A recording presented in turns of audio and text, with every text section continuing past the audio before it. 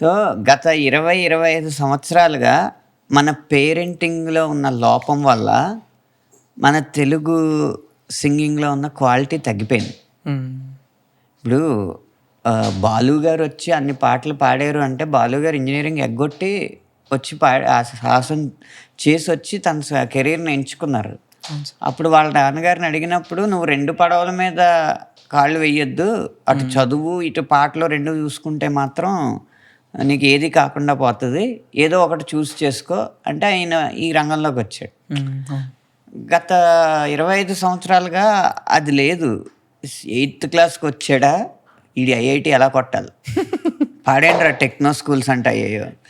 ఈ మధ్య 2 ఇన్‌స్టిట్యూట్స్ కలిసి చైనా అవునవును. అయిపోయింది. నిజంగా ఆ 2 ఇన్‌స్టిట్యూట్స్ ఒకదాని మొదటి పేరు చెయ్యి, ఒకదాని మొదటి పేరు నా.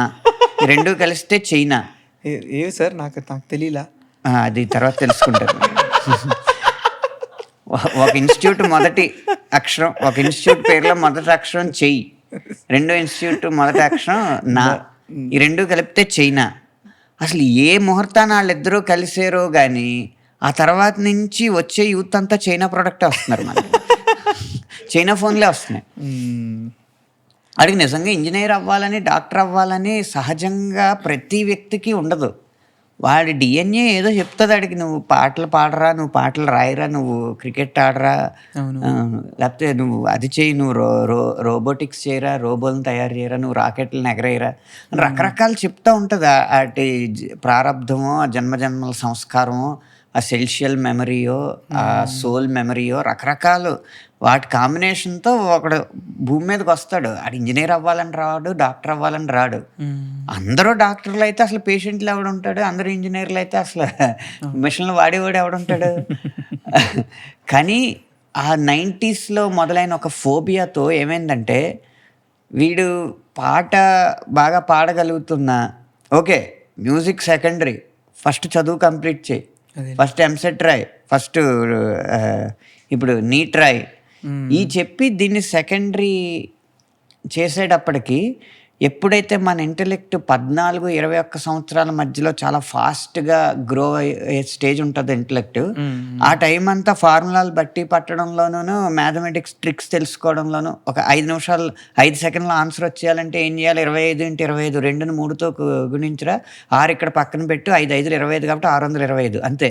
అలాంటి ట్రిక్కులు చెప్పేసి 75x75 7ని 8తో గుణించు, 7 8 56, 5625 అంత స్పీడ్‌గా వచ్చేయాలి ఆన్సర్.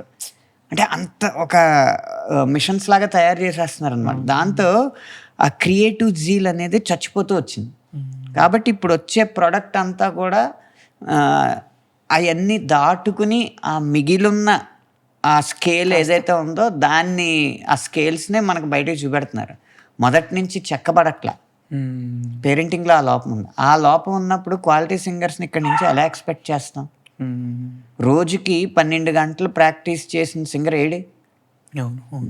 మీకు పెద్ద పెద్ద షెల్లో ఆర్టిస్టులు ఉంటారు యూరోప్‌లో అక్కడ. వాళ్ళు ఈవెన్ కమోడ్ మీద కూర్చుని షెల్లో ప్రాక్టీస్ చేస్తూ ఉంటారు వాళ్ళు. ఎందుకంటే రోజుకి 16 గంటలు ప్రాక్టీస్ చేయాలి కాబట్టి టైం అలా మిగుల్చుకుంటూ ఉంటారు వాళ్ళు. మ్యూజిషియన్షిప్ అంటే ఆటల కింద కాదు.